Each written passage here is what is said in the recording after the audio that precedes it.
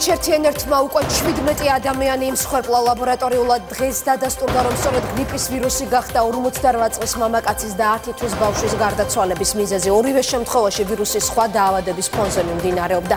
წინა კვირის მსგავსად H1N1-ით ინფიცირების კლების ტენდენცია ამ კვირაშიც გრძელდება, თუმცა საავადმყოფოებში ამ დრომდე რჩება 46 ადამიანი, რომლებსაც ვირუსი გაურთულდათ.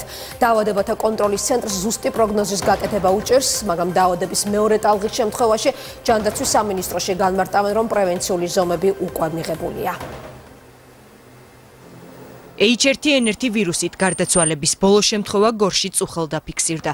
48 წლის მამაკაცი გორის რეფერალურ საავადმყოფოში მაღალი ცხელებითა და სუნთქვის უკმარისობით შევიდა.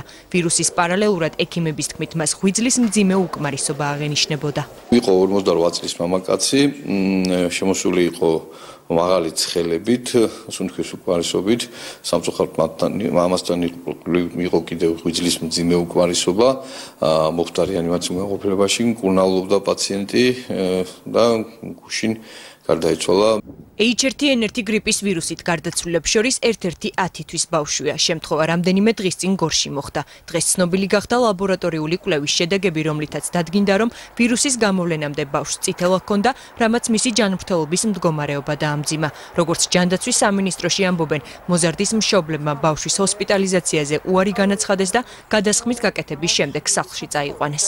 დავადასტურეთ და შესაბამისად სამხარაულის ცენტრს გადავუგზავნეთ ინფორმაცია, რომ იქ დადგინდა H1N1, მაგრამ იქ იყო ასევე სხვა ინფექციური დაავადება და ორივე ამ დაავადების, ასე ვთქვათ, შეჯვარებამ საკმაოდ მძიმე ფორმაში მივიყვანა ფატალურ შედეგამდე. გრიპის ვირუსს ქვეყანაში 17 ადამიანი ემსხვერპლა. გასული კვირის სტატისტიკის მიხედვით კი ბოლო რამდენიმე დღეში ავადობის რიცხვი მცირდება. ყოველი 100,000 მოქალაქიდან გრიპის ვირუსი 256-ის ნაცვლად 253-ს უფიქსირდება. იკლოს სასწრაფო სამედიცინო დახმარების გამოძახების რიცხვმაც. მაჩვენებელი რეგიონებში 600-ით, თბილისში კი 500-ით არის შემცირებული.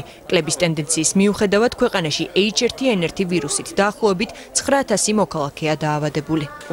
კლების ტენდენცია შემცირებულია მიმართვიანობა და სტაბილური სიტუაცია გვაქვს, როგორც ჰოსპიტალში მიმართვიანობის, მართულ სუნთქვაზე მყოფი პაციენტების რაოდენობის და პირველად ჯანდაცვის დაწესებულებებში მიმართვიანობის კუთხით.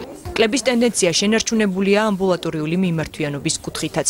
ამჟამად ჰოსპიტალებში ეგრეთ წოდებული ღორის გრიპის დიაგნოზით 796 ადამიანი მკურნალობს. აქედან 46-ის მდგომარეობა მძიმეა და ისინი მკურნალობის კურსს რეანიმაციულ განყოფილებაში გადიან.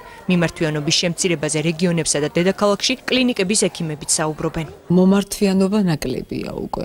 ბინაზე გამოძახებაც ნაკლებია. ტამიფლუ გავეცით 15 პაციენტზე.